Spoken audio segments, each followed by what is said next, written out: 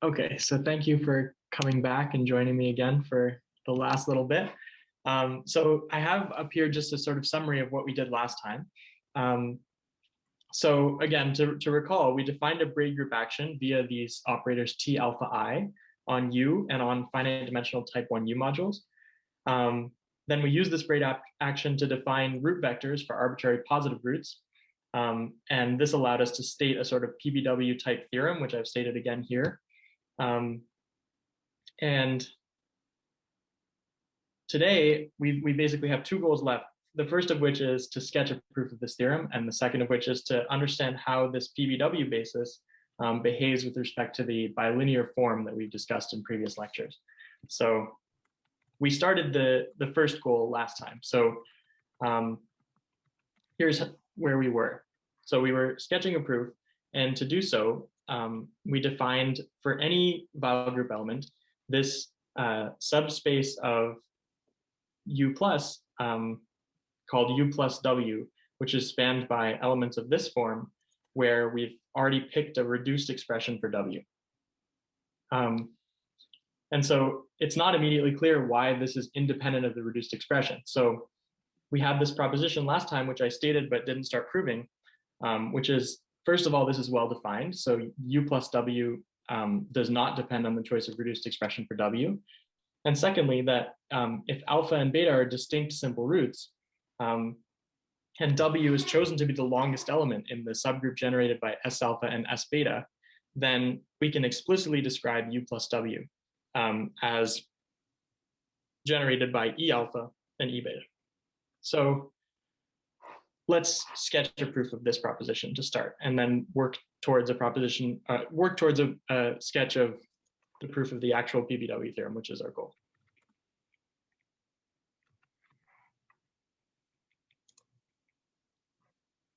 So we're going to show that B implies A by induction on the length of W. So let's start by doing that. So suppose, or I'll just write that we're doing B implies A right now. So suppose the length of W is greater than 1. It's clear if not. And suppose the claim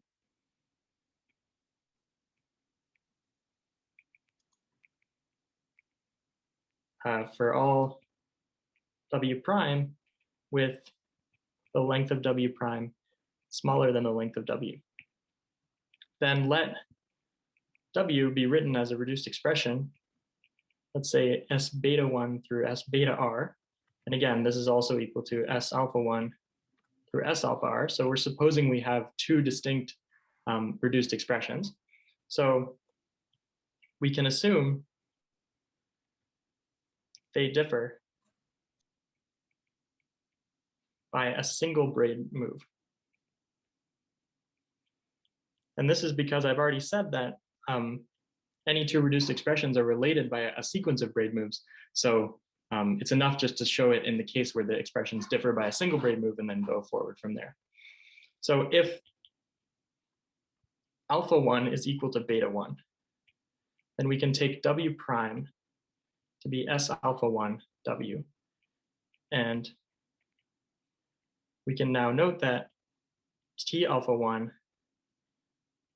applied to this subspace U plus W prime times the span of all these powers of E alpha 1, so non-negative powers, agrees with both definitions for U plus W. So this is just because if we're assuming these simple roots are equal, then W prime is just going to be the tail end of both of these reduced expressions. So by both definitions, I mean definitions in terms of both of these reduced expressions. So this is sort of the easy case where we can see they agree. Now, if alpha 1 is not equal to beta 1, then we can let W prime prime be the longest element.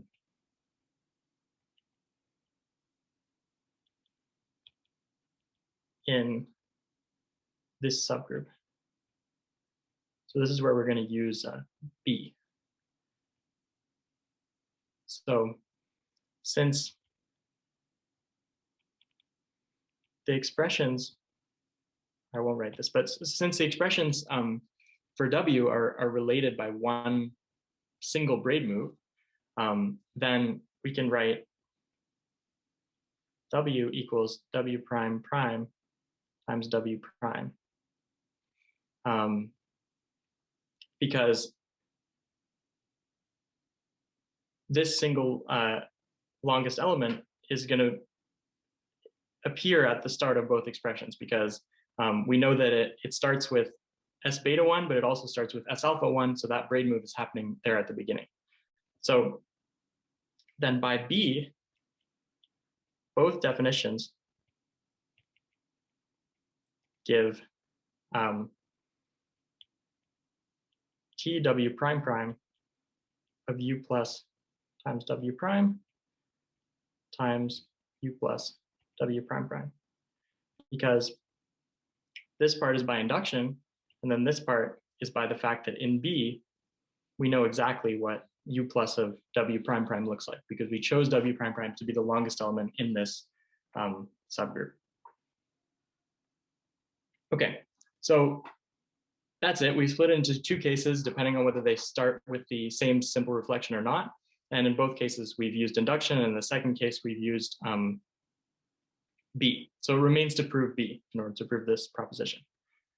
So for B, this is going to be casework based on M, which is the order of S alpha, S beta. So for M equals 2, it's easy, since in this case, E alpha, E beta is equal to E beta, E alpha. And remember that we've also seen that, T alpha, E beta is just E beta in this case. So for M equals 2, there's nothing really to show. For M equals 3,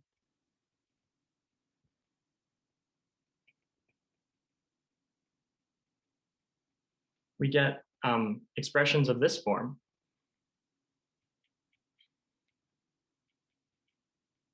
So I'll say for W equals S alpha, S beta, S alpha, this is what the longest element is going to look like in this case. And the expressions in both definitions of this subspace are going to look like this.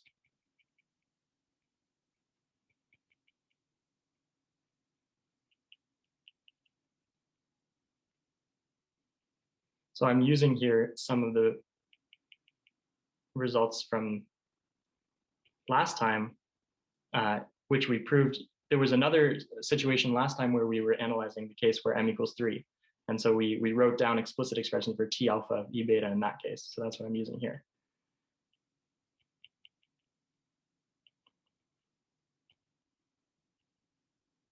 So we can write this explicitly like this. And I'm going to call this 6 and refer to it later. So, so again, our goal is to show that it agrees with just this subalgebra generated by E alpha and E beta. So it's enough to show stability of expressions like this under left multiplication by both E alpha and E beta. Because if we take all the exponents to be 0, we see that 1 is in this space. And clearly stuff like this is in this space generated by E alpha and E beta. So it's enough to show this stability. So I'll say we want to show stability under left multiplication by E alpha and E beta. So E beta is obvious because if we left multiply by E beta, we just increase this exponent by 1. And then E alpha is a computation, but let's just give a brief idea of how it goes. So using this formula,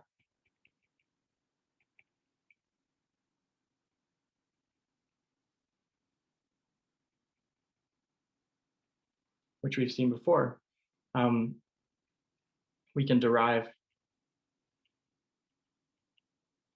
a commutator formula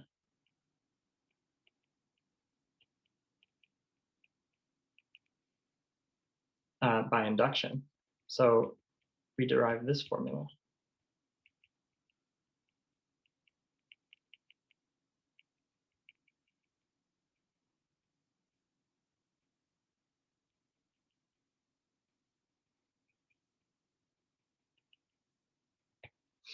And if we accept this, then using this, we can simplify the expression E alpha, E beta, C, T alpha, E beta, B, E alpha, A. So remember, this is the expression we're interested in because this is just taking something of the form as above and left multiplying it by E alpha.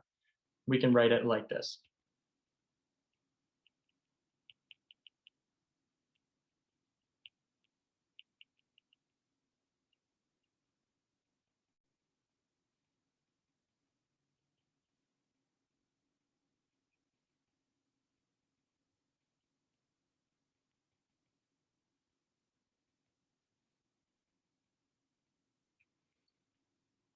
And this is a sum of two expressions which are both of the form. So I'll write. So here we use that E alpha commutes with T alpha E beta, right? Yes, I think that's right. Yeah, so now this is going to be the sum of expressions of the form 6 as above. So since we've written the left multiplication by E alpha as a sum of two terms in that space again, we've shown the stability that we wanted. And then, as usual, Janssen goes further than I do in terms of this casework. So the appendix in Janssen does m equals 4. And I won't even venture to comment beyond that. And how do we see that E alpha commutes with T alpha E beta? I think this followed from something we did last time. It's a good question. So of course we can apply T alpha to -1. But when we apply T alpha to -1 to E alpha, there will be K alpha factor. Yeah. And this doesn't commute with E beta. Mm-hmm. So obviously F alpha and E beta commute. Yeah. Well, I mean, I think the formula is here, right? They don't exactly commute, but. Oh, okay. Ah, okay, this sounds good, yes. Yeah, they almost commute, yeah. So, okay, so now we're ready to prove the main theorem. So let me go back to this PBW theorem analog and I'll copy and paste it.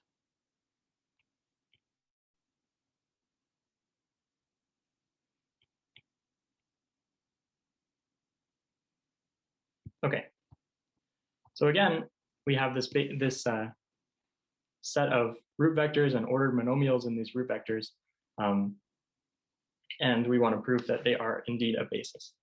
So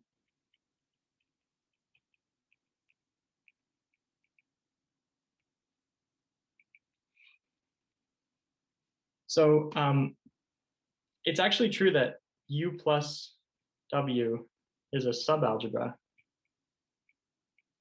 of U plus for all W, but we're not going to need that, and that's a little bit more difficult to prove. So for now, all we're going to need to know is that, so I'll say we'll use that U plus of W naught after right multiplying by E alpha is going to stay in U plus of W naught. And ultimately, remember that U plus W naught by definition is the space spanned by these guys. So ultimately, we're going to see that U plus W naught is just equal to U plus. But for now, we're going to need this as an intermediary step. So this for all alpha, simple. So this is true since we can pick a reduced expression for W naught starting with alpha, because W naught is the longest element, starting with S alpha. So pick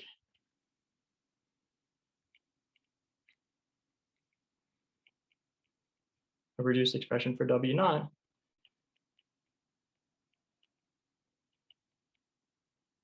Beginning with S alpha. So then we get that U plus W naught is the span of terms of the form T alpha 1 through T alpha T minus 1. Remember that S alpha 1 through S alpha T is the reduced expression we've chosen.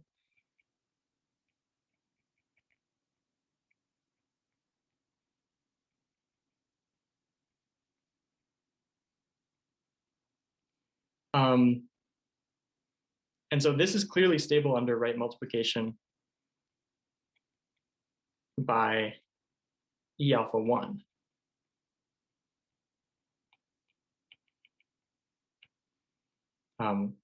So again, in order to show that it's stable under multiplication by any E alpha, just pick the corresponding reduced expression which agrees with, which begins with this, and then it becomes clear.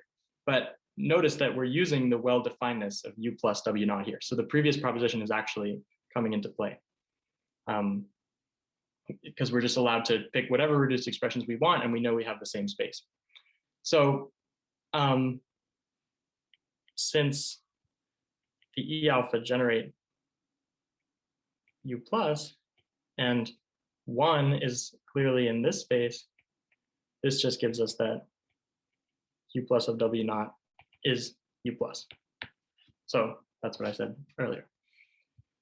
Okay, so this is the span part of the statement of the PBW theorem. So we've just shown that these basis elements span all of U plus. So what remains is, of course, linear independence.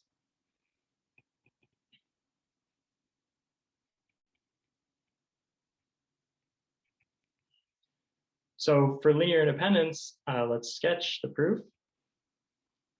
So first, note that if alpha is a simple root and ui are elements of U plus, such that T alpha inverse of ui are also elements of U plus, then we have the following property, which is that if the ui gives some relation like this between powers of E alpha.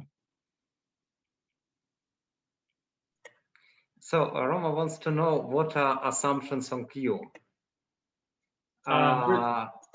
It's a philosophical question. Well, I think it's just that it's not a root of unity, right? Well, the statement is true at roots of unity, although we may need to replace various parts of the proof. I see. So for the proof that I'm doing, I'm just assuming Q is not a root of unity. And we're going to see, I think, that ultimately what we get from the interplay between this PBW basis and the bilinear form is that we're going to improve some of the previous results we've only proven under stricter assumptions on Q, which is that we previously had proven some things assuming that Q was transcendental. But I'll talk more about that later. So, okay, so we have the statement about the PBW basis is true for like virtually any Q. Mm-hmm. I see. Well, also, well, I mean, you need that Q. What is this? Q sub alpha squared is different from 1. But other than that, there are no further essential assumptions.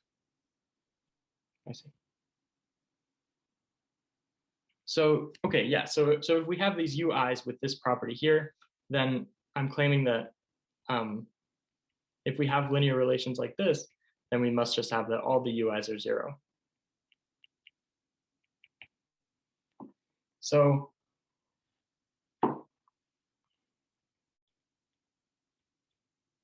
we know that T inverse of E alpha is just negative K alpha inverse F alpha. We've shown this before. So if we just apply T alpha inverse to these expressions,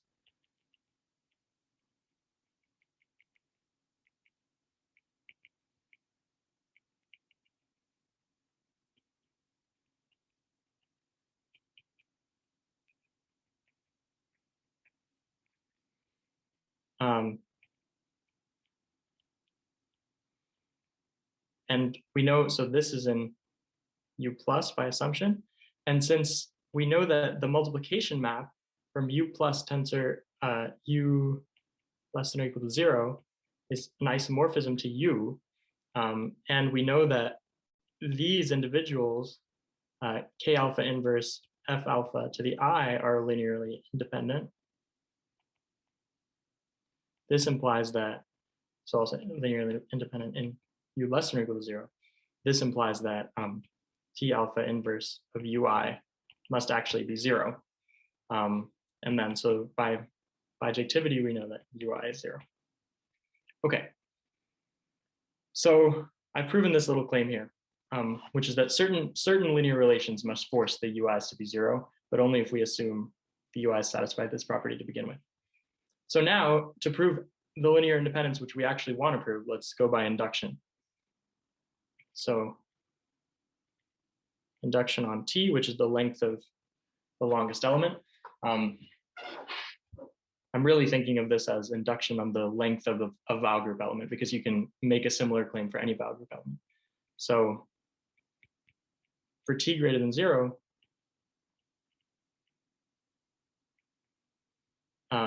products in 5, so I'll call this things of the form as in our basis, I'll call that 5. So products as in 5 are of the form T alpha Vj E alpha I, where alpha we're going to call alpha 1 and Vj are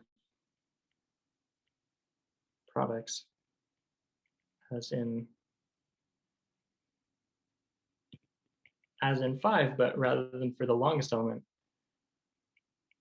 we just have first S alpha 2 through S alpha T equals S alpha W. So if we have linear dependence like this for scalars Aij, then we can set Ui to be T alpha of this linear combination of the Vj's alone. And this is just a sum over J now. And so I'll call this property A, the property that we proved under stricter assumptions on the UIs. So applying property A, we get that Aij Vj equals 0 for all I. Because these UIs have the desired property because we've taken off this E alpha I term, they're all T applied to something. So when we apply T inverse, we're still going to stay in U plus, which means that we can apply this property A. So that means that this is equal to 0 for each I. But by induction, the Vj are linearly independent because they are lying in some space corresponding to a W with one less length. And so this means that Aij equals 0 for all I and all j. And that's it. So we've assumed linear independence, and then we've shown by induction that this can't happen. So, okay.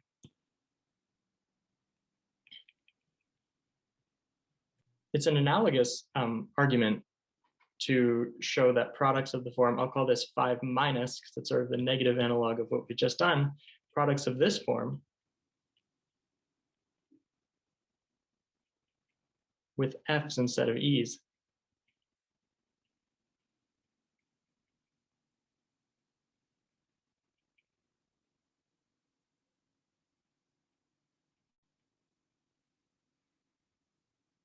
We'll call these y gamma, or gamma an appropriate root corresponding as before, are a basis for u minus. So I'll just note that it's the same argument, but this is not exactly like a formal consequence of what we've done for the E alpha, because maybe what we want to do to show it's a formal consequence is like apply this automorphism omega, which swaps the E's and the F's. But applying omega to our basis in 5, like the ones with the E alphas, doesn't exactly give us this basis. It gives us something slightly different, but they span the same space. And so this is the basis we're going to be interested in going forward. Okay, so that's the proof of the PBW analog. And I have one more goal, which is to talk about the bilinear form. Wait, maybe you could pause for questions. Sure, yeah. Are there any questions?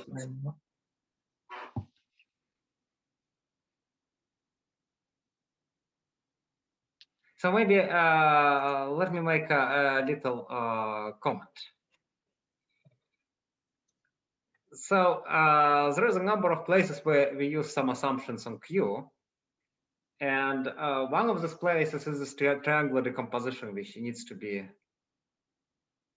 So we only proved it when Q is generic, transcendental over the ration, also something like that. Then we use our assumption on Q when we said that T alpha is an automorphism. We can prove without any assumptions that T alpha is subjective, because essentially we've established, we've shown that generate assigns the image. Mm-hmm. And actually this implies that T alpha is injective because its algebra is Nazirian.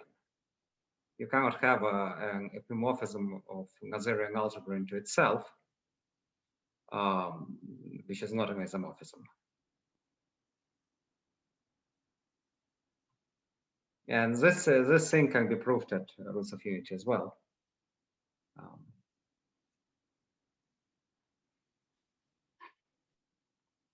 Okay, does anybody have questions?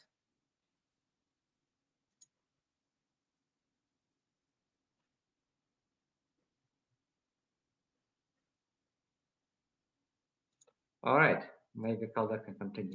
Sure, yeah, so thank you. So yeah, I'm going to talk about the bilinear form. So first, let's just recall we have this bilinear pairing from u less than or equal to 0 across u greater than or equal to 0 to our base field from chapter 6, which was Arun's talk, if I'm not mistaken. So let's just recall some basic properties. So for x and x prime in the non-negative part, and y prime in the non-positive part, and mu and nu in the root lattice, alpha, beta simple roots, we have the following properties.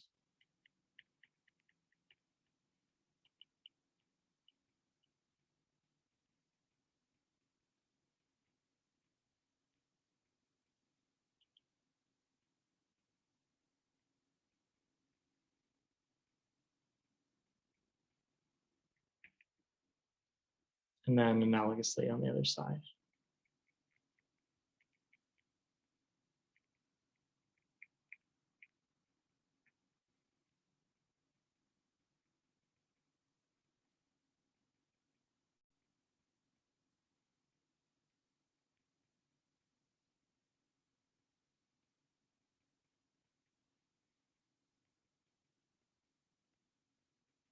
So, okay, we're going to use the PBW basis for U plus, which we just constructed, and the PBW basis for U minus, which is analogous, to produce explicit dual bases.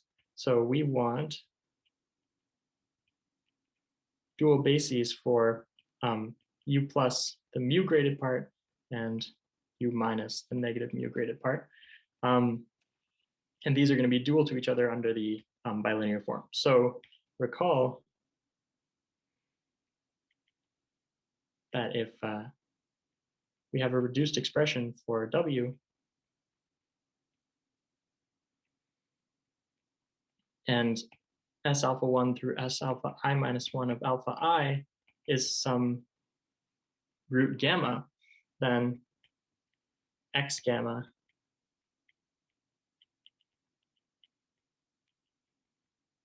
is going to be defined like this. And then analogously, we have Y gamma, which I defined earlier. So here's a theorem.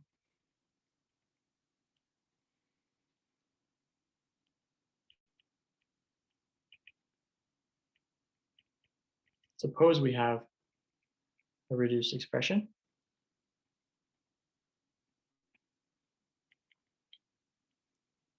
Then if we take this monomial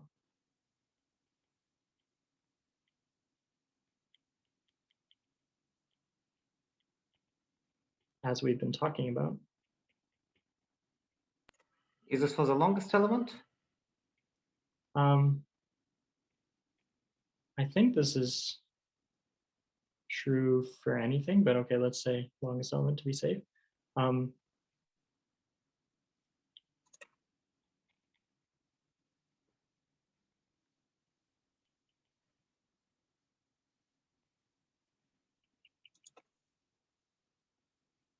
Okay, so the pairing of these two ordered monomials is going to be 0 if there exists an I with the exponents AI and BI not matching. And otherwise, it's going to be the product of the pairings of the individual terms like this.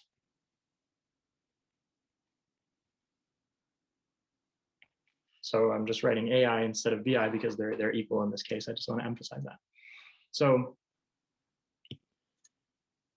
to prove this, to understand exactly how this pairing works on these monomials, we need the following lemma. So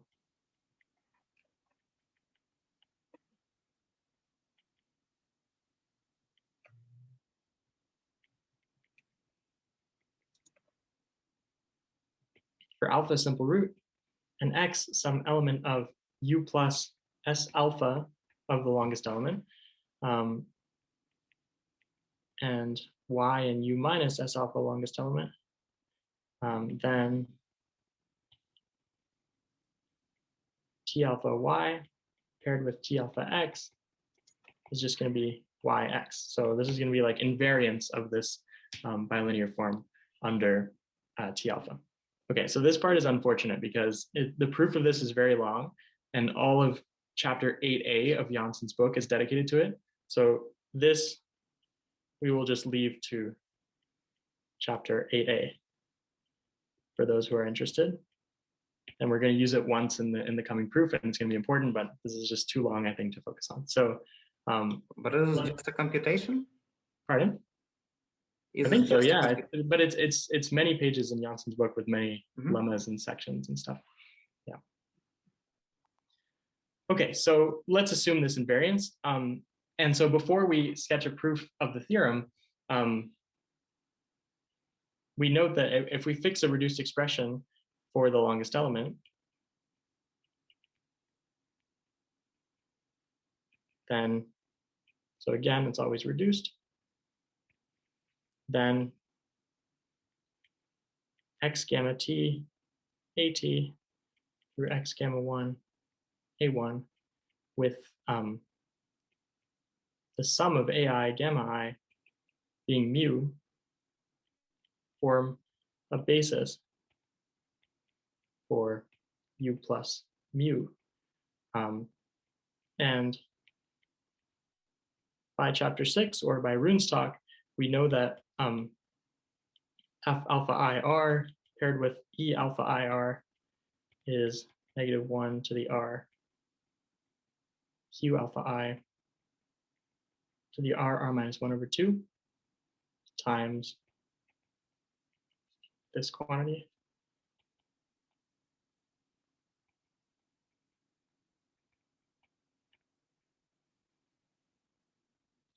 So I guess, you know, as Yvonne said, you can't have a Q alpha I squared equals 1. So maybe this is one reason. So after scaling by appropriate constants,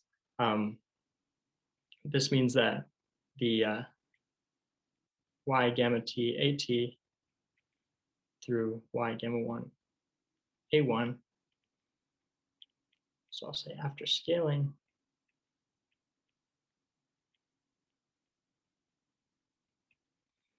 are dual basis for u minus u with respect to our pairing.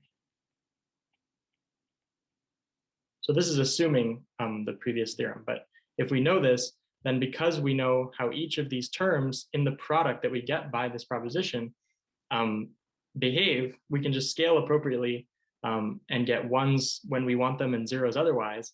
And so the corollary. Sorry, I didn't understand. What's the relationship between your reduced expression and these x's?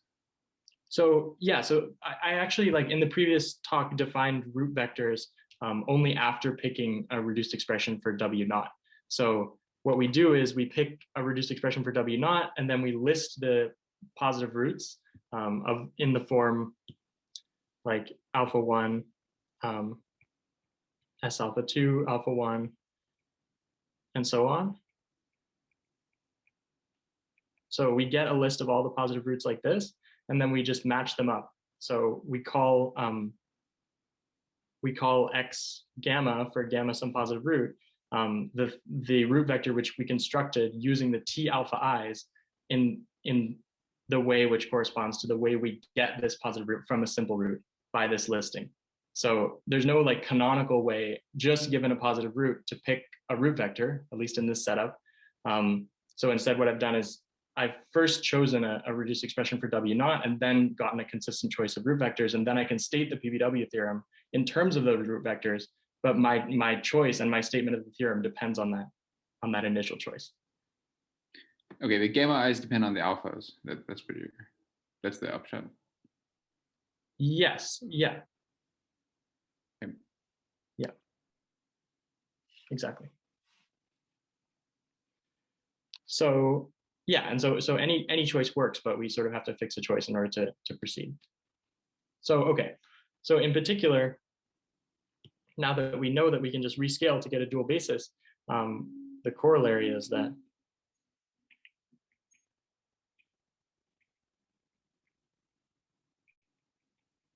the restriction of this pairing to u minus u to u mu with mu in the root lattice is non-degenerate.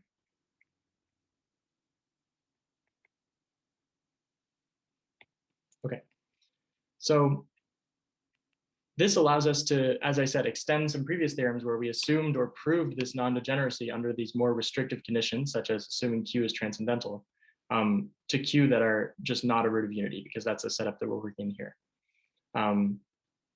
So what remains is just to sketch a proof of this theorem here, to show that we can actually compute the value of this pairing on the basis that we're interested in. So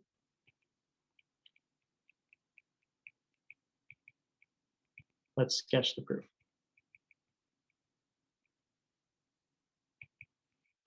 So again, as with almost every result in this talk so far, in this iteration of the talk, we'll go by induction on the length of W. So again, for length of W less than or equal to 1, it's clear.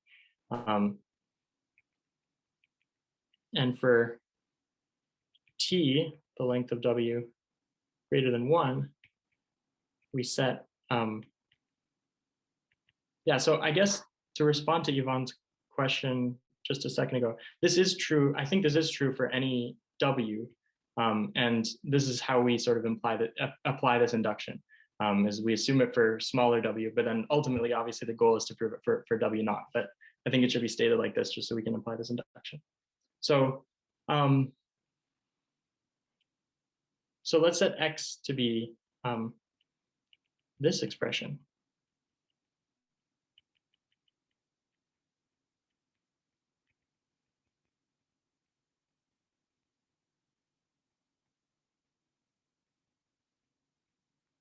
So we sort of truncated the alpha 1 part, and we'll let Y be the similar expression.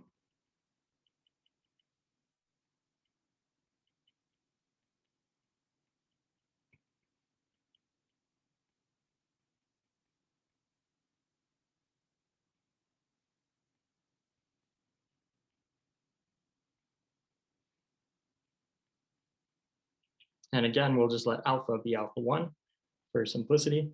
And so by definition, X is in U plus S alpha W naught, and Y is in U minus S alpha W naught, just like some expressions we've seen in the previous proofs.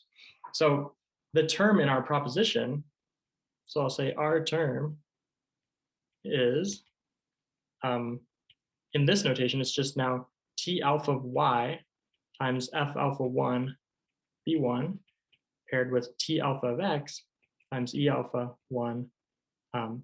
I guess I'm just using alpha instead of alpha 1, so I may as well make use of that. And we'll call this expression 7 in the way that we've written it here. So, okay, there's 3 next steps to this proof. So the next steps are, first, to show that 7 is equal to delta A1 B1 times F alpha A1 paired with E alpha A1 T alpha of Y, T alpha of X. Then once we've shown that, so I haven't shown this yet, but I will in a second. Once we've shown that, then we can use the invariance, which we sort of black boxed for now, to show that this is now equal to delta A1 B1 F alpha A1 E alpha A1 times YX. So again, this is just applying invariance directly. And then thirdly, appeal to our induction hypothesis, which gives the value of YX. Because YX, again, is just a product of the form in our proposition, but for a slightly smaller element. Okay, so then this completes the proof once we've done this. So all that actually remains to show is this, because this follows by the invariance, which we've already stated, and then this just follows by our induction hypothesis. So let's just justify point number 1 here. So this follows from a slightly more general lemma, which I'll just state. So let X be any element of S alpha W naught, and Y be any element of U minus S alpha W naught. Then this lemma is saying that T alpha of Y, F alpha to the I, T alpha X, E alpha to the I is going to be T alpha of Y, T alpha of X times F alpha I, E alpha I for all I and Z greater than or equal to 0. And if I is not equal to J, then T alpha of Y, F alpha 1 I, T alpha X, E alpha J is 0. Okay, so this is exactly what we want. I've just stated it slightly more generally, as Janssen does. So here's a proof sketch.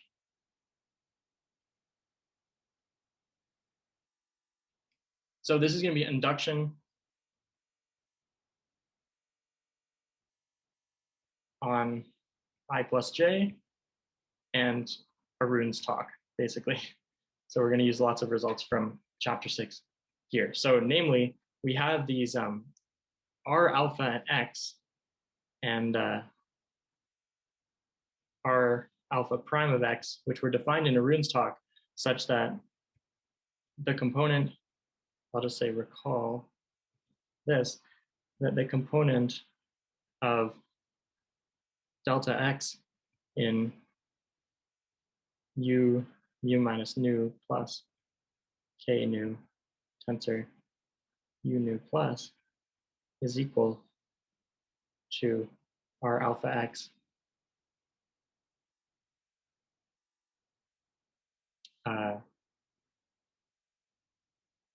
k alpha tensor e alpha for mu equals a,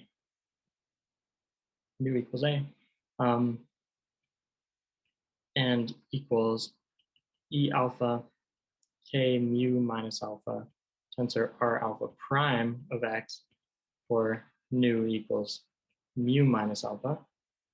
And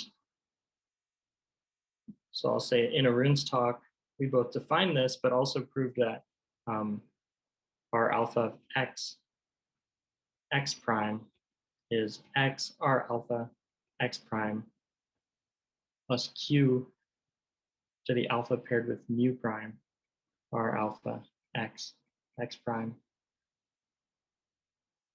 And similarly for R prime.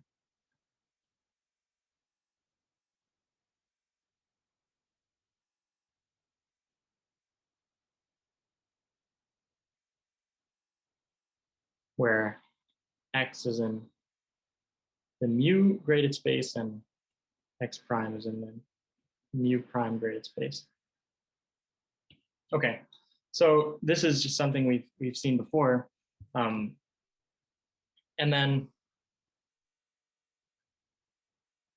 we have now an inductive proof that implies R alpha of E alpha to the M is R alpha prime of E alpha to the M, which is going to be equal to Q to the 2M minus 1, 2 alpha, over Q alpha squared minus 1 times E alpha M minus 1. And I'll just say this is some inductive proof, but M equals 1 was covered by Arun, and I'll leave the actual induction to you. But by using these results, this all implies that T alpha Y times F alpha to the I paired with T alpha of X times E alpha to the J is equal to Q to the 2J over Q squared minus 1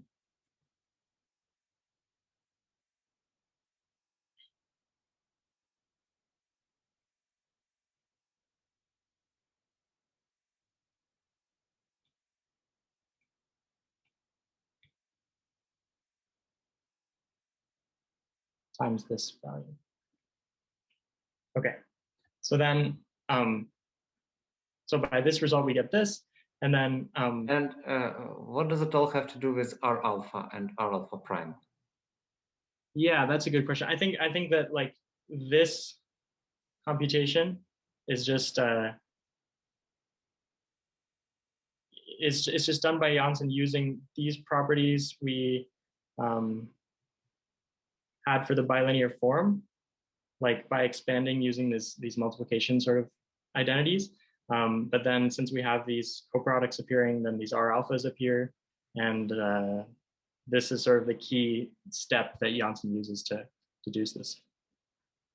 But it's also, okay, maybe you don't need to remind us now, but there was a connection between R alphas and these forms, which perhaps is used. Yeah, that's probably right. If this somehow could be reflected in the notes, that would be great. Sure, yeah, sounds good. Okay, great. So this completes the final proof, pending some details about these R alphas. And so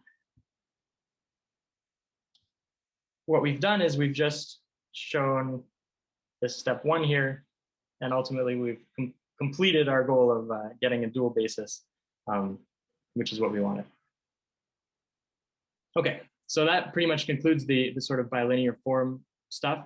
And I'll just venture to say something very quickly about something which Pavel commented on in Elijah's first lecture, which is that this quantum vowel group action via these T alpha i's, which I've defined here, can be used to get a new description for the universal R matrix, which was talked about by Elijah. So there's probably much more to say here, but what I'll say is just that if we define these theta i's to be this sum,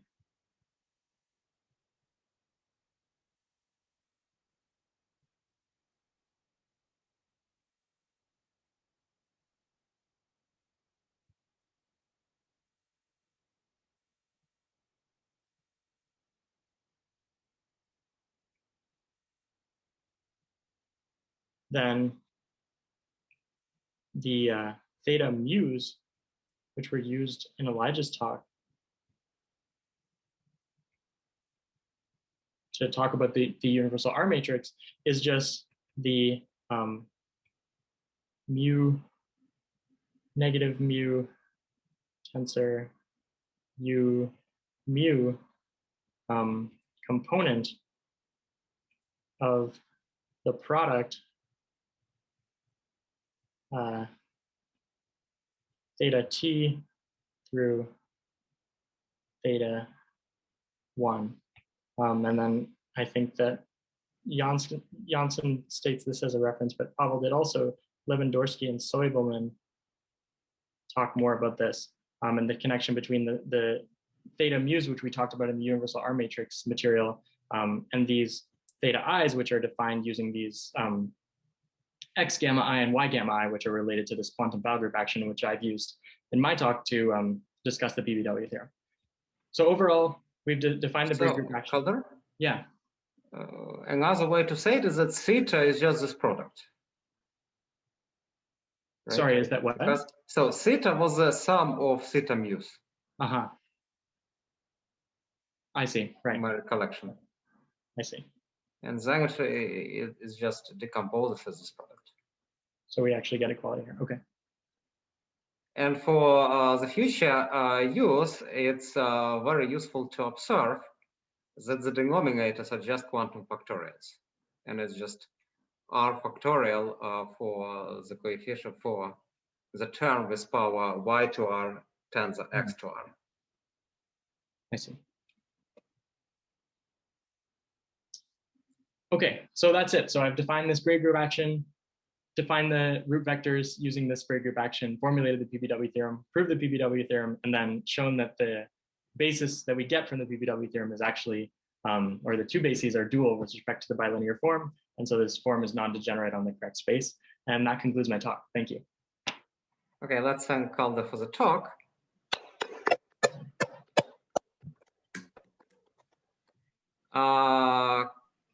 And other questions?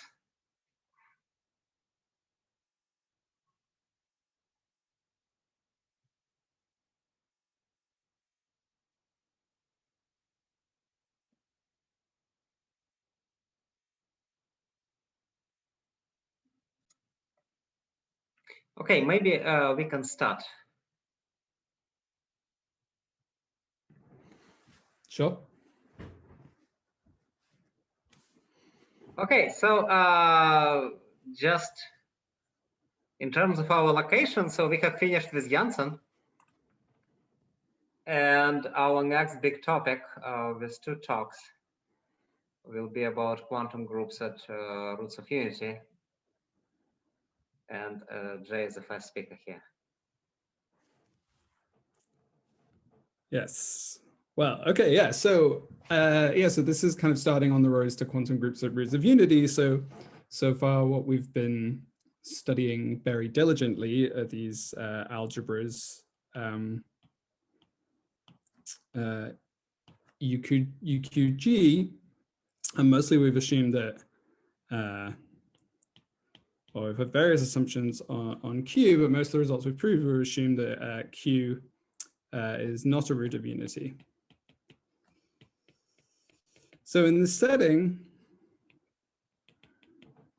the representation theory of this essentially looks like the representation theory of the universal enveloping algebra in characteristic 0. So but what's kind of special about so if we take Q to be a root of unity, then we see characteristic P phenomena. So this looks much more like the representation theory of the enveloping algebra in characteristic P. And this really, especially this first statement, actually, it didn't really matter what base field we worked over, just as long as Q wasn't a root of unity. Okay, so I think we're fairly happy with this, what this object should be, this UQ of G, when Q is not a root of unity, but actually it's a little bit more subtle asking what this thing should be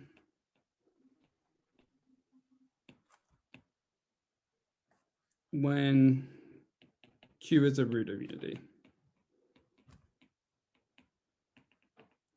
So there's not really a unique answer here. So there are kind of several different things we could do or try, but generally we're going to study two different answers. So one answer is kind of due to Deconchini and Katz, and then the other answer is Lustig. So what we want to do roughly is we want to study, we want to take our setup in Janssen as follows. So kind of in Janssen,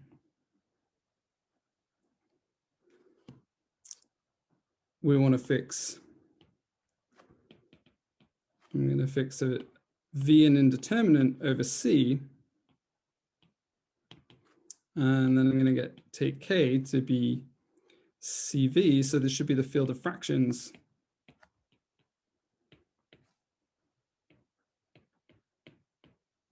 of the Laurent polynomial ring. And then I can study, just as in Janssen, this algebra UK, which is UKG. So this is the usual K algebra with generators E alpha, F alpha, K alpha plus minus, alpha and pi. So comparing with the notation we've had before, here V is now Q, right? And so this is we're in this kind of nice setup in Janssen. So the basic idea is that you want to kind of study something generic, which you can you can then kind of specialize V to be a root of unity or to anything you like, really. So then the Deconchini-Katz approach, it's maybe a little bit simpler in that, so roughly Deconchini-Katz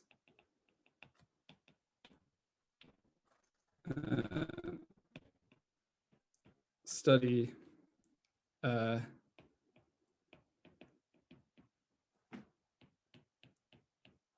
a subalgebra of UK where roughly they kind of just include, we'll go into the details later, but they kind of, you kind of get away with working of the Laurent polynomial ring by including a generator that includes a term of the form Q minus 1 over Q minus Q inverse. Okay. Whereas in Lustig's approach, it's a bit more sophisticated. So he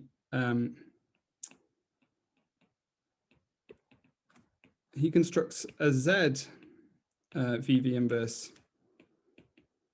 algebra, and this involves using divided powers.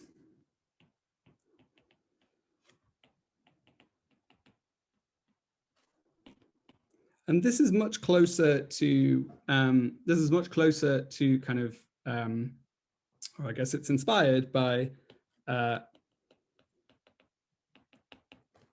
constant Z form of the universal enveloping algebra.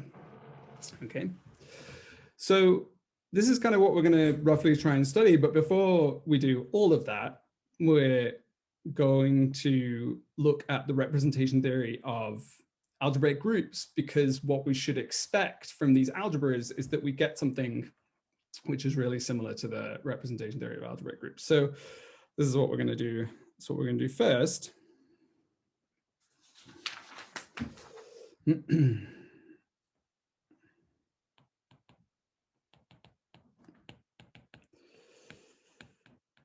Okay, so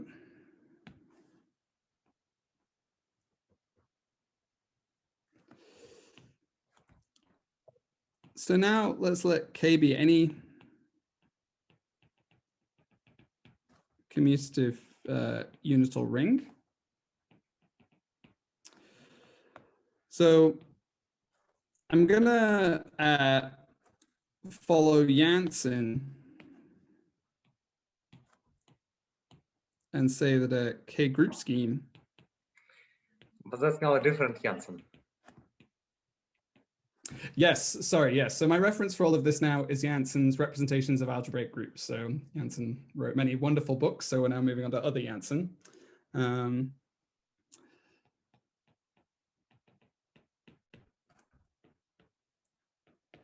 So a K group scheme, I'm just going to think of as a representable functor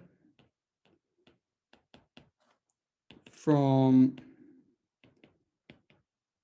K algebras to groups.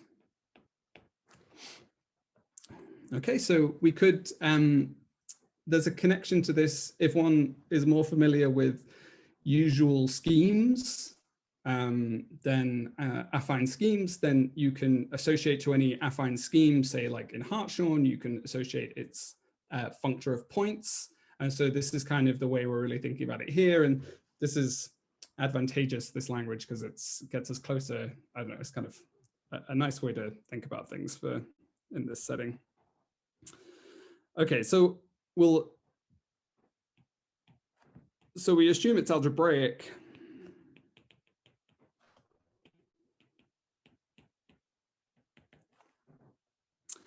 Okay, so this means that we have some surjection onto this K algebra, which is the coordinate ring from a polynomial ring. Okay, so in a well-defined sense, this coordinate ring is determined by this functor via Yoneda's lemma, and I'll talk a little bit more about this later on. And when we say K group scheme, we mean that it's an affine K group scheme. Yes. Why would you study any group scheme that wasn't affine? But yes, no, I'm always for whatever reason like abelian varieties. Well, as a good group theorist, I reject algebraic geometry and its in its premises. So okay, so but yes, everything I'm going to do, I'm always just going to be assuming that I'm working with an affine group scheme.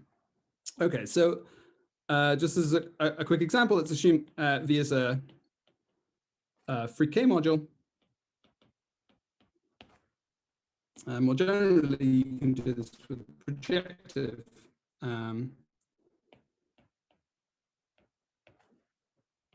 With a projective module. Then you get a functor which just sends every K algebra to the additive group of the tensor product, which is just going to be AN plus. Okay, so here the coordinate ring is just going to be the symmetric algebra of the dual module. And because I'm free, this is just going to be a polynomial ring. So as a special case, we get GA, which is K underline with coordinate algebra KT. Okay, so the usual group axioms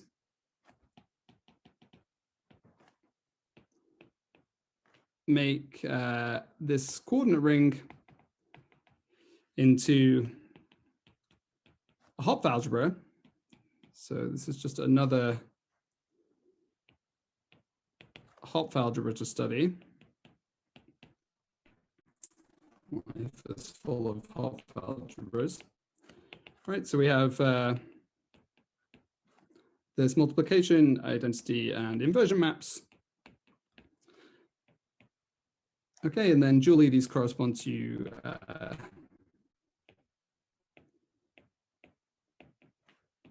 co-multiplication, the co-unit,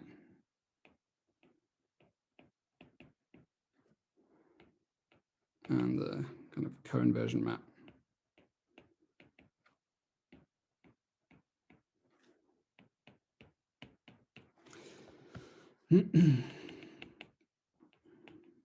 Okay, so examples.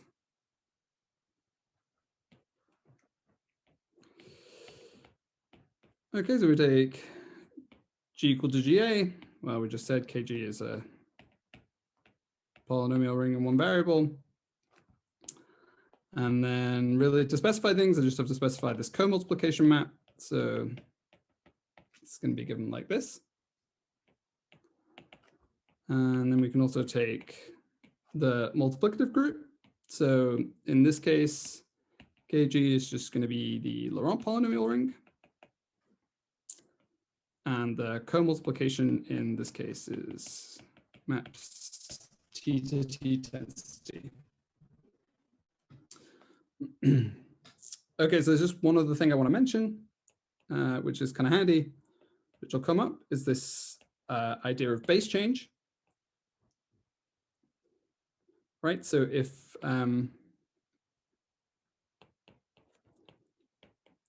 K to K prime is a ring homomorphism, then we can get a new group scheme from our old one just by taking hom of K prime tensor K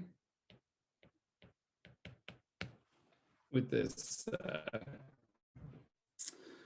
K algebra. Okay.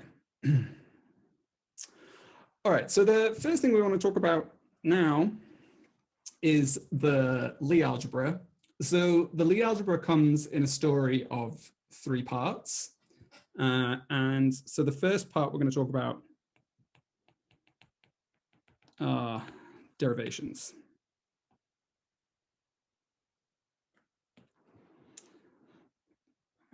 Okay, so let's let A be a K algebra and M&A module.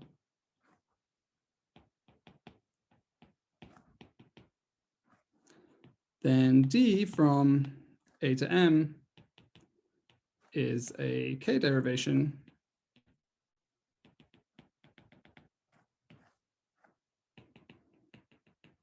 Well, if it's K linear. And also we want that D FG is F.dg.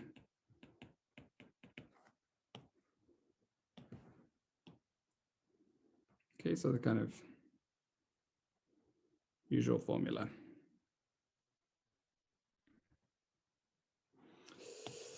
Okay, this should be right, so this should be for all FG and A. And then we'll denote by dk AM. all k derivations.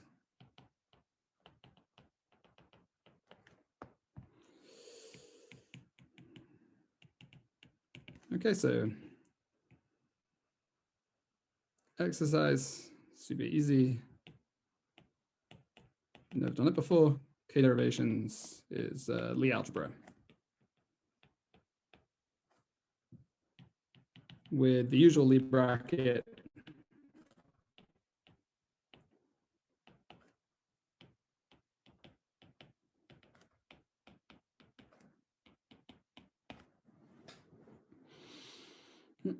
Okay, so we're going to be interested in applying this to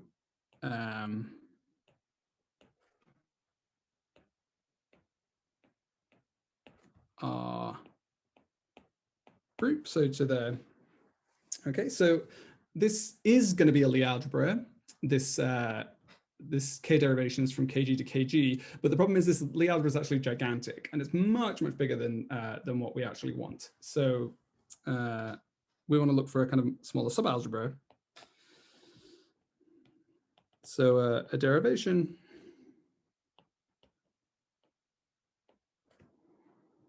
is called left invariant.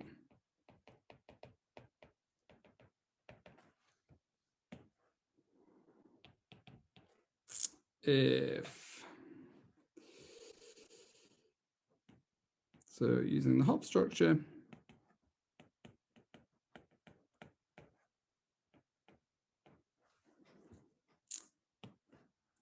should have this formula holds. Okay, so it should commute with pretty much with the co-multiplication map. Okay, so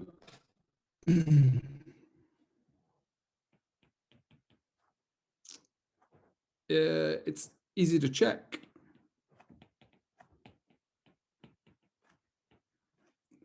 Basically immediate that the left invariant derivations give a subalgebra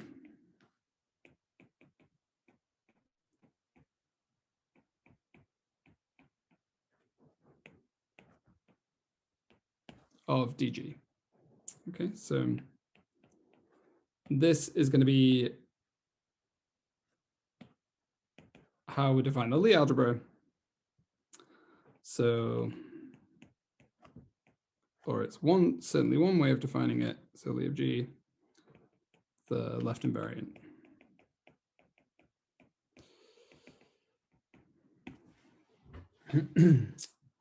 Okay, so this may be, if you're not really very familiar with this, this may not really seem very intuitive on why you would say anything about left invariance. So let's say something a little bit more about these translation actions.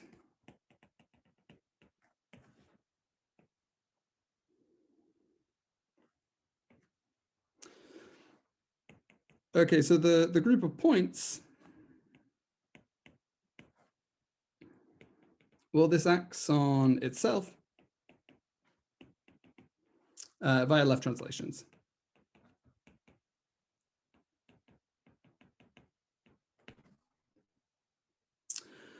Okay, and this actually determines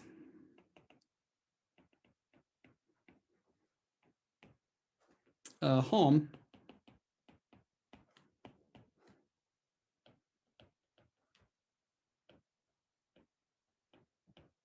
right, which is the left regular representation.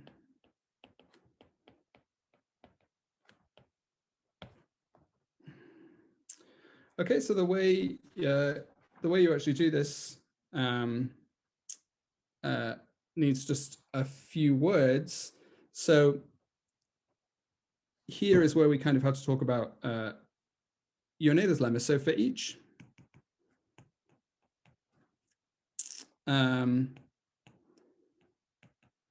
K algebra A and F in KG, so you get a homomorphism from the group of points to A. So G goes to, right? So G is a homomorphism from KG to A, and so you can evaluate this at F. So this is kind of an evaluation map, right? So this is natural.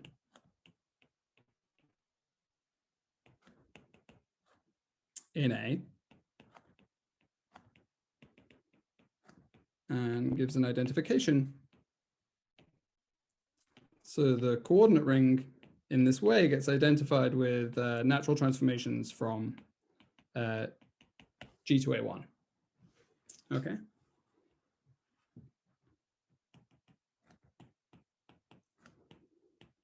So if you take an element of G of K and F and KG, you can define this element in the coordinate ring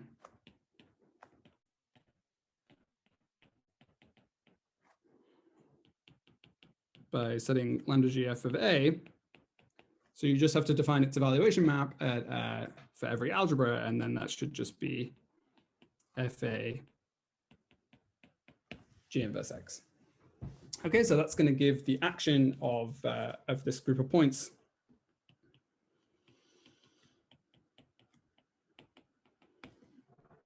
On this coordinate ring.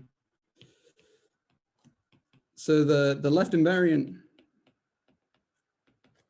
derivations satisfy that they commute with this action for all G and GK. I should say here, there's this one thing that I actually promoted this element from an element of G of K into an element of G of A, because I have a map from K to A. Okay, so it gives me kind of subgroup inclusion. So, well, maybe that's not totally clear why it follows from the formula. So let's just say if you apply this to G cross G, so you get an identification of KG tensor KG with natural transformations from the direct product to A1.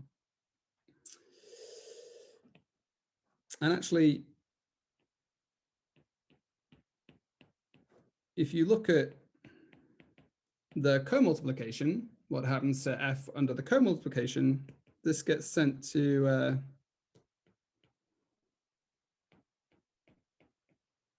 FA of XY. Okay, this is for, well, K algebra is A, and XY and GA. Okay, so it's not, if you tinker around with these formulas, you can kind of, if you go back to the preceding formula, this one for that says that the derivation commutes with the co-multiplication, then if you kind of look at this and you look at this, you can kind of see the left invariance popping out. Okay, so maybe this is how it would, if you've looked in Springer's book on linear algebraic groups, for instance, this might be how it's done there.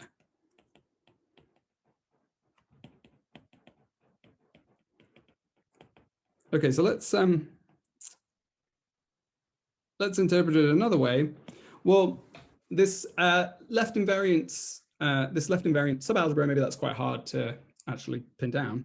So let's kind of be more specific. So let's let K epsilon be the one-dimensional KG module on which KG acts via epsilon.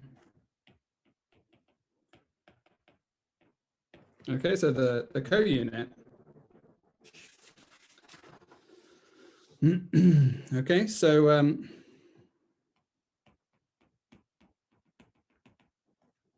we can actually identify this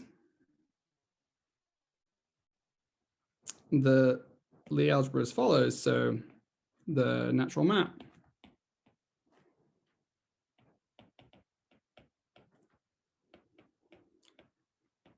so we can look at k derivations from kg into this one-dimensional module.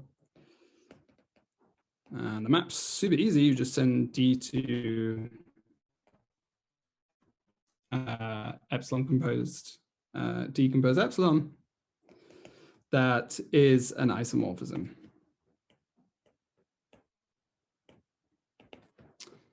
Okay, so proof if d is in Lie G, then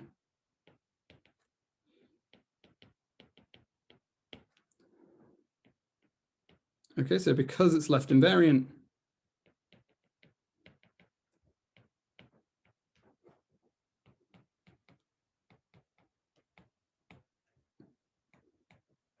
can write it like this.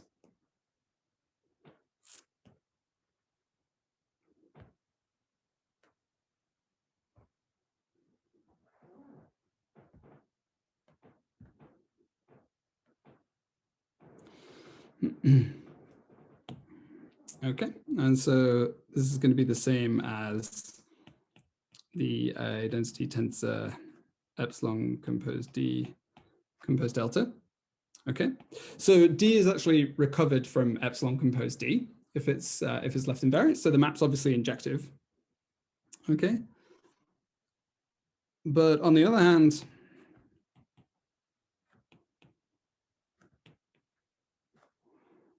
you can check that if d is one of these k derivations to k epsilon, then the identity tensor d composed delta, right? So this is certainly, and this is left invariant. Okay, you can easily check that the composition of these two maps is the identity. Okay. Okay, so this kind of gets us a little bit closer to where we want to go, is derivations from kg to k epsilon. But we need to get a little bit further, kind of get the best in identification of the Lie algebra. Well, best is subjective, but it's maybe one of the easiest ones doing calculations. So let's let k delta be the dual numbers.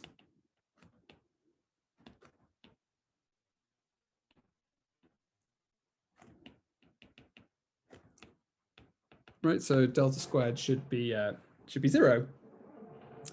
So we have a natural map.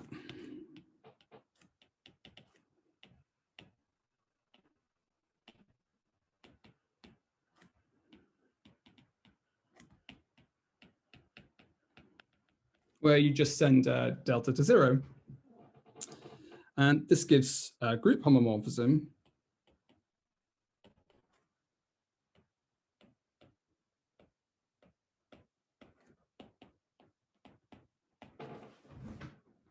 Okay, and what we want is that, or what I claim, is that you can identify the Lie algebra with the kernel of phi star. So somehow the first way we talked about it in terms of derivations, that's the easiest way to see the bracket, but this is kind of very nice to see it in terms of it being a tangent space at the identity. Okay, so well, if you have something, if you have a k delta point of your group, right? Then, well, what does it mean for G to be in the kernel of phi star? Well, that's if and only if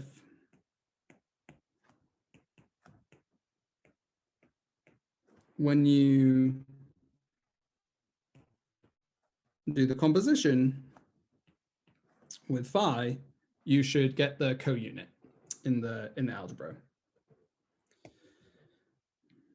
Okay, so let's let M be the kernel of the co-unit. All right, so this is everything in kg,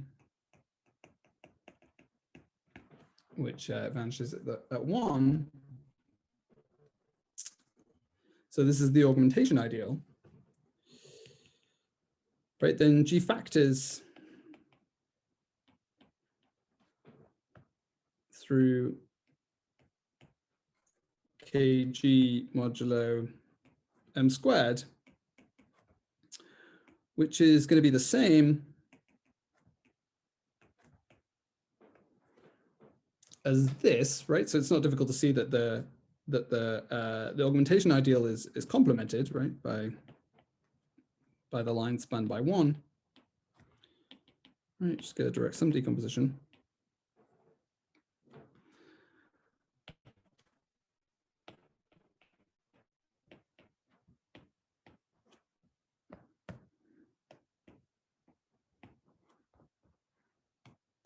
Okay, so to every element G, we get a map dg from M modulo M squared to K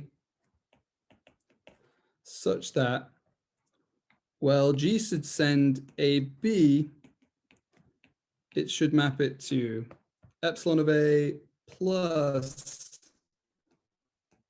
dgb delta, right? Because the composition, when I kill delta, I have to get the augmentation, the co-unit. Right, so this must be epsilon of A. Okay, now it's kind of easy. It follows from an easy calculation, right? So for any AI, BI, and K, right? So if you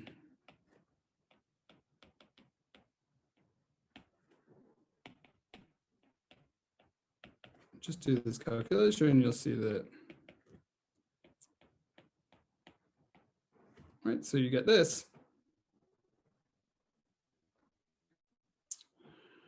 Right, so the map, so we have a map.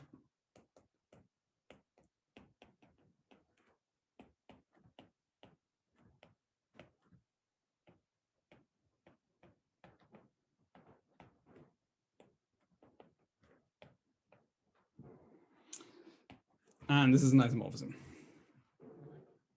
Okay, so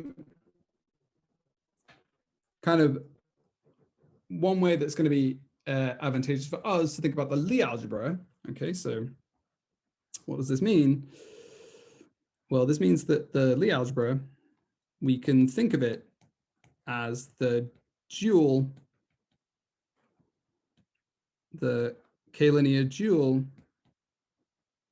of the augmentation ideal over its square.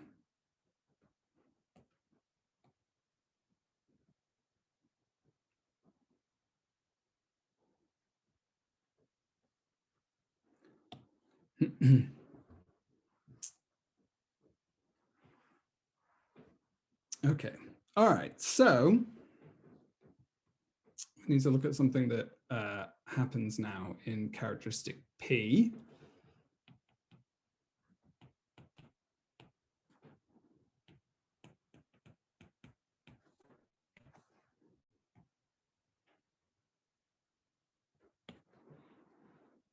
Okay, so let's assume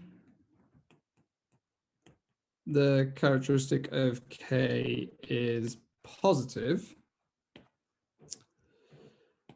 So if D is a derivation, then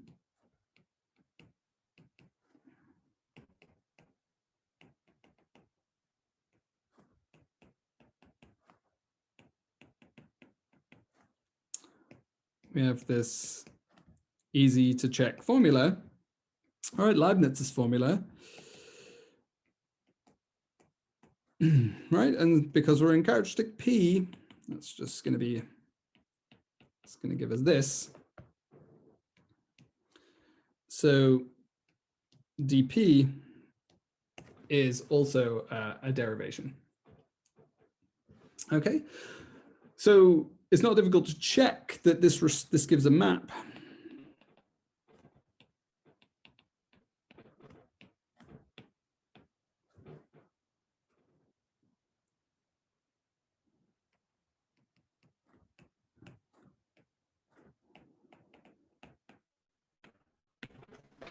Okay, on the Lie algebra. So the way we do this it's as a subalgebra of all derivations. This is the p power map, but it maybe might look, depending on how you represent your Lie algebra, it may not look like p powering in a natural way. So we denote this map by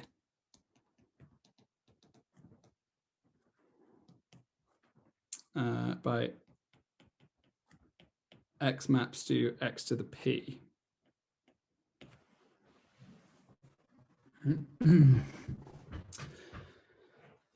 Okay, so this p map, we can look at this for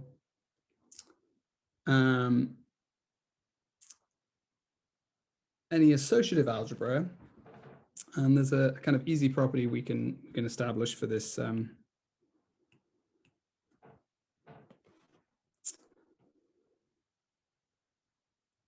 p map. So if a K algebra, right, then this is a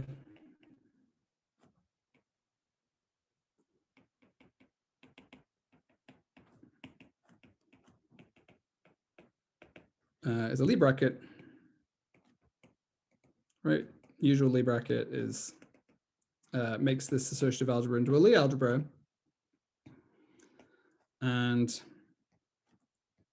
you have that add a to the p is add of a to the p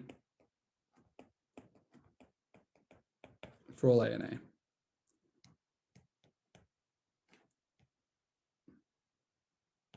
Okay, so this is maybe we can easy. keep this as an exercise. Yeah, sure. It is really easy.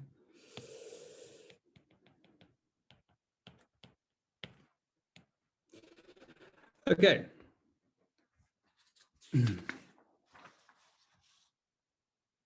Okay, yeah. So let's just quickly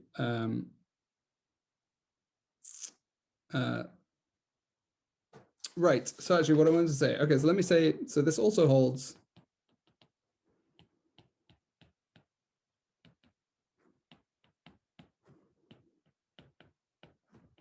Also holds for our p mapping on Lie G.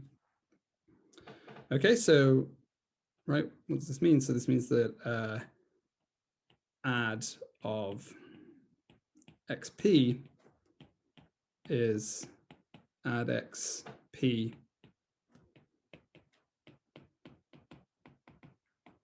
for all x in Lie G. So, I mean, as Ivan explained to me, one way to do this is that you can kind of you can reduce this to the case of GLN by applying the adjoint representation. So using add.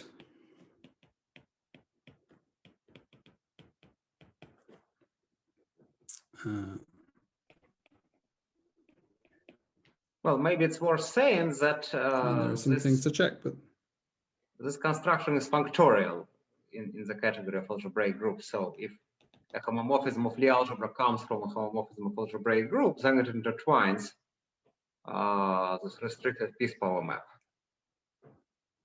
Yeah, yeah. And on the other hand, this follows because every Lie algebra, Lie sits inside of an associative algebra. For example, Yes, the algebra yes. of all endomorphisms of the algebra of functions. Yeah.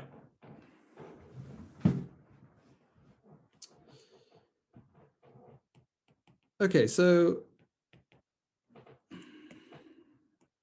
let's just state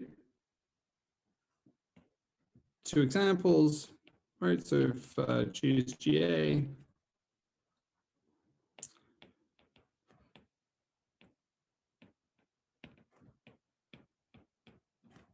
right? So all derivations, right? These are just all multiples of the partial derivative.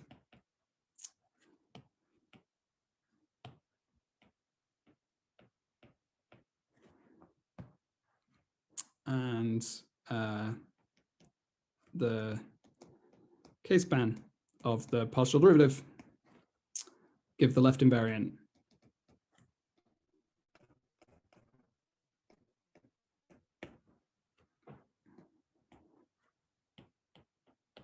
Okay, so here we have the p-power map on the Lie algebra maps everything to 0 because partial t to the p is 0. Okay, so we take g to gm, then basically have the same calculation for dg and get Lie g is the K-span of t times the partial derivative.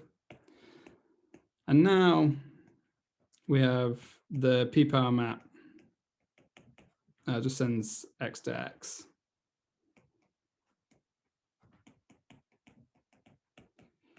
And that's because this is true for, this is true for, Well, this cannot be true for this stated.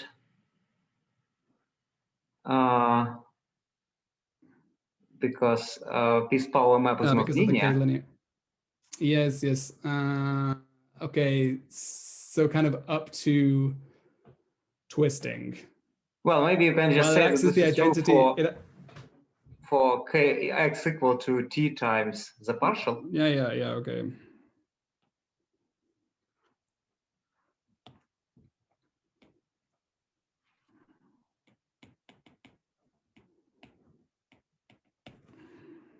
Okay, that's kind of morally true for all x apart from the linearity. It's close to being true. Okay, all right, so. Right, very good. Okay, so. All right, so. Let's talk about the enveloping algebra.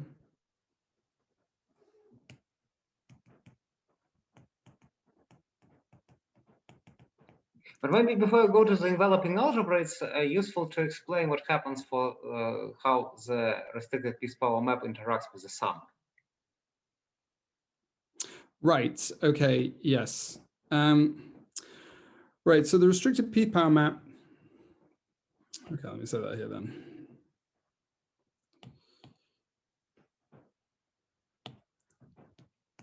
Okay, so on sums,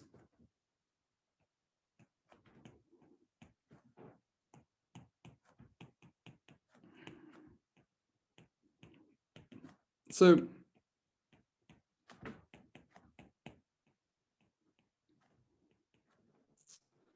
it's going to be plus a sum of terms. Should be between.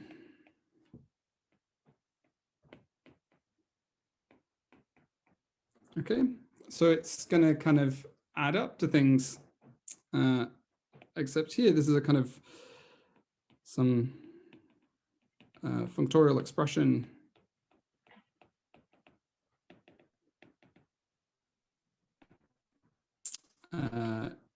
in terms of little add. It's Jacobson's formula. Okay, so this this will be additive up to a kind of correction term, which is kind of very well behaved. Okay, which is kind of. So may I make Do you a want me to say comment more about this? Yes, please. Make as many comments as you want. What does this formula mean? So we know that if our algebra is commutative, then if we live in commutative associative algebra, then x plus y to power p is x to p plus y to p. And this is generalization for non-commutative algebra. So this formula holds in any associative algebra when you have honest piece power. And how do you prove this? Well, let's consider free algebra in two generators, x and y, over characteristic p field. And then we consider the expression x plus y to power p minus x to power p minus y to power p. And you ask where this lies. Well, the free algebra in two generators is the universal enveloping algebra of the free Lie algebra in two generators. And you can consider the PBW filtration. So it turns out that this expression, x plus y to p minus x to p minus y to p, will lie inside of the Lie algebra, inside of the free Lie algebra.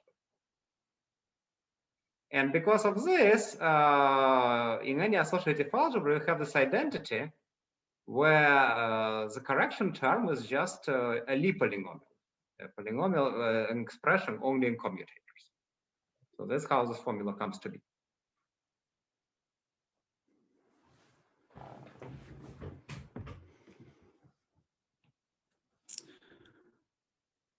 Great.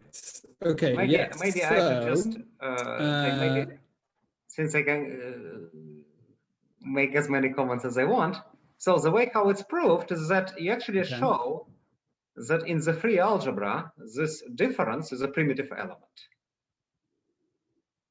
And then all primitive elements of degree less than p just lie inside of the Lie algebra itself. So that's how you can prove this.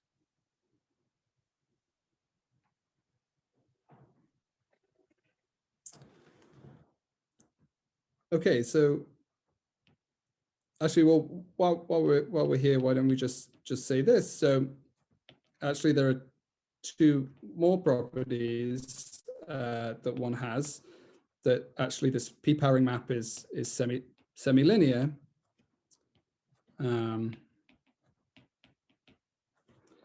And we've already seen that with respect to taking adjoints, that this is true. Okay, so this means Lie is p restricted or p-Lie algebra. So amongst all Lie algebras, one could consider this kind of gives some criterion on what you would need to be the Lie algebra of an algebraic group. So if you're not p restricted, then you can't be the Lie algebra, and there are non-p restricted Lie algebras.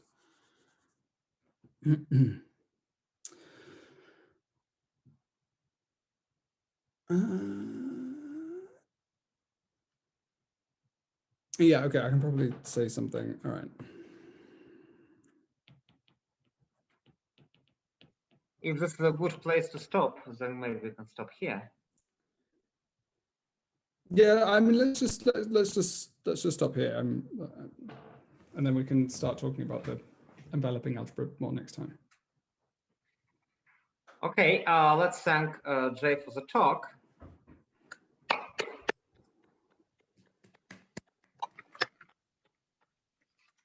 Are there questions?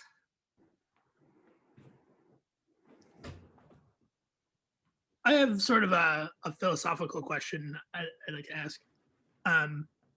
Why is it that when we talk about like algebraic groups, we sort of use this kind of more scheme theoretic language and think of it as like, you know, a functor of points, But then when we pass to the Lie algebra side, we just have like, a vector space over the field. Why isn't the right notion of Lie algebra for algebraic groups something more kind of schemy? Okay, wait, can I try and answer this? I'll try and answer this before Ivan. So I would say maybe actually that there is kind of like a schemes analog of, well, it's more complicated essentially, I think, because what you really want to do is find like forms for your vector space, right? So like if you think about split reductive algebraic groups, then what's really the analog of for Lie algebras for finding for split reductive algebraic groups? Well, it's kind of like finding a Z form for the Lie algebra, right? And so, but the problem is in general that that's actually not functorial. Well, it can be kind of made better by Lustig's canonical bases, but in general, like these forms for these vector spaces aren't kind of functorial. So I would say many things that you would kind of want from Lie algebras in the kind of scheme setting wouldn't quite work. But that's how I think about it. But maybe but someone who's actually an expert might have a better answer.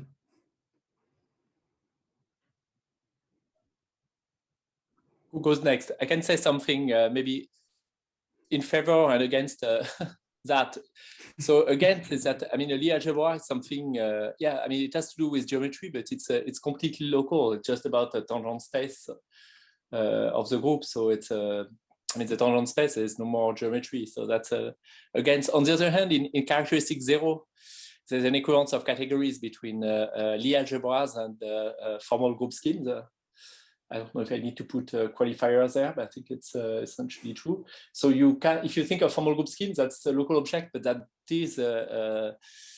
does have geometry. So the fact that you can, with a Lie algebra, you can somehow start building, you can start using Camelosdorf, something like that, to build multiplication, and you get something that you can try to extend a little bit globally. But in general, you can't quite do that. So. But somehow the idea of the Lie algebraic space as I feel a way of getting rid of the geometry and moving into linear algebra. Yeah, so the whole point of Lie algebras is to replace non-linear problem by linear problem. So, but in characteristic P, it doesn't work so nicely. So you really need to put this divided power structure, the restricted structure, on the Lie algebra so that it remembers more about the group that it came from. Because then if you forget the structure, you forget too much. Yeah, so maybe next time we'll talk about the distribution algebra of G, which essentially does what Pavel is saying. It kind of is, it takes into account more kind of infinitesimal approximations to your group and encodes much more information and enough information essentially. But it's a much more complicated beast than just a Lie algebra. Or I think it is. All right.